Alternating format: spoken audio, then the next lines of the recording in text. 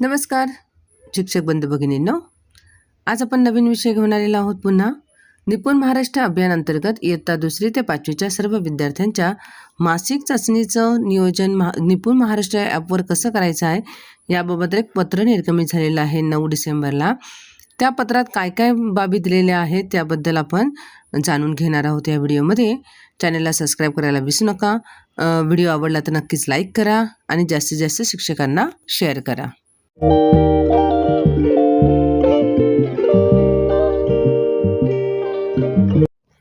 महाराष्ट्र शासन शालेय शिक्षण व क्रीडा विभाग SCRT यांचं पत्र आहे. सर्व सीओना आहे, महापालिका आयुक्त आहेत, ह्या सगळ्यांना पत्र आहे. काय आहे पत्रामध्ये विषय बघूया आपण. निपुण महाराष्ट्र अभियान अंतर्गत इयत्ता 2री ते 5वीच्या सर्व विद्यार्थ्यांच्या मासिक चाचणीचं आपल्याला नियोजन करायचं आहे. या अंतर्गत काय दिलेलं आहे की भारत सरकारचं जे आपलं निपुण भारत अभियान अंतर्गत 2री ते 5वीच्या सर्व विद्यार्थ्यांसाठी सन 2026-27 पासून जे आपलं पर्यंत पायाभूत साक्षरता आणि FLN आपल्याला जे प्राप्त करायचे आहेत, उद्दिष्ट प्राप्त करायचे, त्यासाठी त्यांनी आपल्याला मागेसुद्धा एक पर्यवेक्षक यंत्रणेमार्फत आपण निपुण महाराष्ट्र या ॲपवरती जे कार्यक्रम राबवला होता किंवा चाचणी घेण्यात आली होती, त्याच बाबतचं त्यांनी या ठिकाणी दिलेलं आहे की ह्या पर्यवेक्षक यंत्रणेमार्फत ही चाचणी घेण्यात आली होती.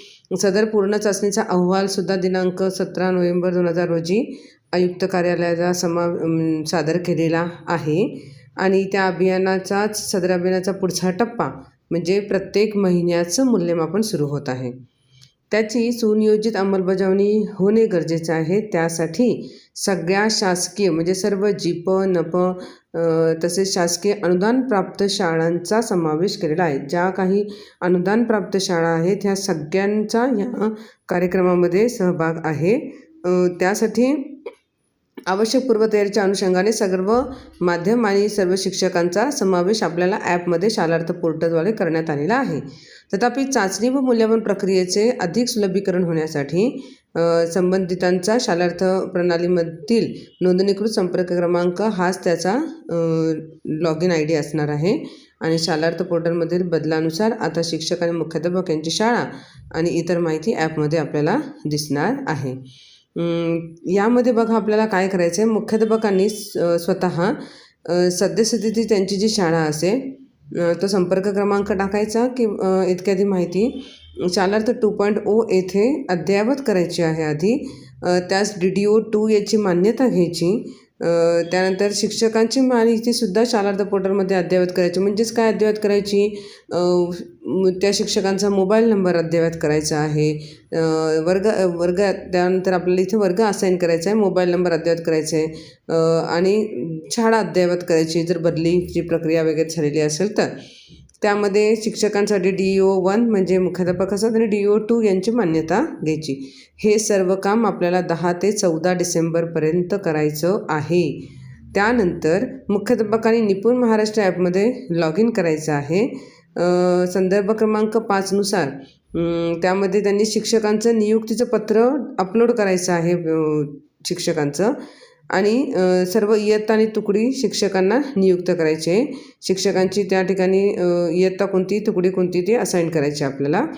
शिक्षक नियुक्तीपत्राचा नमुना ॲपमध्ये त्यांनी दिलेला आहे. हे कधीपर्यंत काम करायचे आपल्याला 10 डिसेंबर ते 14 डिसेंबरपर्यंत काम करायचं आहे. त्यानंतर शिक्षकांनी ॲपवरती लॉग इन करायचं आहे. इकडे नोंदणी झाल्यानंतर शिक्षकांनी कलम 6 प्रमाणे त्यांना नियुक्त केलेल्या इयत्तेनुसार संबंधित सर्व विद्यार्थ्यांची चाचणी घ्यायची आहे. निपुण महाराष्ट्र या ॲपमध्ये 20 डिसेंबर हीच तारीख निवडायची. तारीख ही 20 डिसेंबर निवडायची आणि आपली परीक्षा मुलांची प्रत्यक्ष वैयक्तिक जी काय आहे चाचणी म्हणजे वाचन आहे, त्यानंतर गणिती क्रिया आहे, याबद्दलची परीक्षा घ्यायची आहे. ही 15 ते 20 डिसेंबरपर्यंत कोणी घ्यायची आहे, छत्रपती संभाजीनगर शैक्षणिक विभाग जो आहे त्यामध्ये बीड, हिंगोली, जालना, परभणी आणि छत्रपती संभाजीनगर ह्या जिल्ह्यांनी घ्यायची आहे. आणि शिक्षकांच्या ॲपवर लॉग इन करणे, शिक्षकांनी नियुक्त केलेल्या इयत्तेनुसार सर्व विद्यार्थ्यांची चाचणी घेणे, ॲपमध्ये 20 डिसेंबर हीच तारीख निवडायची. हे इतर सर्व शैक्षणिक विभाग जे उरतात छत्रपती संभाजी शैक्षणिक विभाग सोडून, म्हणजे वरील जिल्हे सोडून इतर सर्व जिल्ह्यांनी 22 डिसेंबर ते 27 डिसेंबरमध्ये ही चाचणी पूर्ण करायची आहे आपल्या वर्गाची. म्हणजे अवघ्या आपल्याला 5 ते 7 दिवसामध्ये ही चाचणी पूर्ण करायची आहे. त्यामुळे अगदी रेडी राहूया आपण. आपले शालार्थ आय डी अपडेट करून घेऊया. मोबाईल नंबर जर बदललेले असेल ते अपडेट करून घेऊया. शाळा बदली असेल तर ते सुद्धा अपडेट करून घेऊया आणि तयारीत राहूया. कारण आपल्याला 22 ते 27 डिसेंबरमध्ये आपल्याला ह्या डिसेंबर महिन्याची जी मासिक चाचणी आहे ती आपल्याला पूर्ण करायची आहे. त्यानंतर वरील नमूद कालावधीत आणि तारखेनंतर ॲपमध्ये चाचणी घेण्याची सुविधा बंद केली जाईल. त्यानंतर शिक्षकांना चाचणी घेता येणार नाही. त्यामुळे ठराविक कालावधीतच चाचणी आणि नोंदणी आपल्याला पूर्ण करायची आहे. डिसेंबर व्यतिरिक्त शैक्षणिक वर्षात अध्ययन निश्चित नोंदणी प्रक्रिया पुढील वेळापत्रकाप्रमाणे पूर्ण करणार आहे. म्हणजे एकदा का तुमचं हे डिसेंबर महिन्यात लॉग इन झाल्यानंतर तुम्हाला पुढील 4 महिन्यापर्यंत, म्हणजे डिसेंबर आहे, जानेवारी आहे, फेब्रुवारी आहे, मार्च आहे, ह्या प्रत्येक महिन्याला तुम्हाला पुन्हा विद्यार्थ्यांची ती चाचणी घ्यायची आहे त्यांचा स्तर उंचावण्यासाठी. 16 जानेवारीला 19 जानेवारी ते 24 जानेवारी आहे, फेब्रुवारीमध्ये 23 जानेवारी ते 28 फेब्रुवारी आहे, मार्चमध्ये 23 ते 28 मार्च आहे. शिक्षक, मुख्याध्यापक, परीक्षा यंत्र यांना आपल्या कामाचे नोंदीचे अहवाल विश्लेषण निपुण महाराष्ट्र ॲपमध्ये तात्काळ उपलब्ध होतात. आपल्याला त्या ठिकाणी सगळे अहवालसुद्धा मिळणार आहेत. जिल्हा पातळीवर सर्व यंत्रणेत स्वतंत्र डॅशबोर्ड उपलब्ध होणार असल्याने त्याचा वापर पाठपुरावा कृती आराखड्यासाठी करता येईल. पर्यवेक्षी यंत्रणेची विश्लेषणाच्या कामासाठी लागणाऱ्या वेळेची बचतही होणार आहे. हे सगळं त्यांनी दिलेलं आहे की ॲपमध्ये मुलांची डायरेक्ट परीक्षा होईल, डायरेक्ट अहवाल जनरेट होईल, त्यासाठी वेगळी यंत्रणा काम करावी लागणार नाही. हे सगळं आपल्याला ह्या ॲपमध्येच होणार आहे.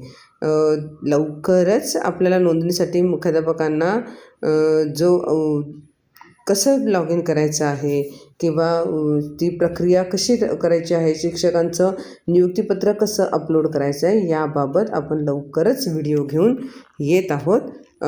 हे सगळे अपडेट, याबाबतचे अपडेट बघण्यासाठी यूट्यूब चॅनलवरती नक्की राहा.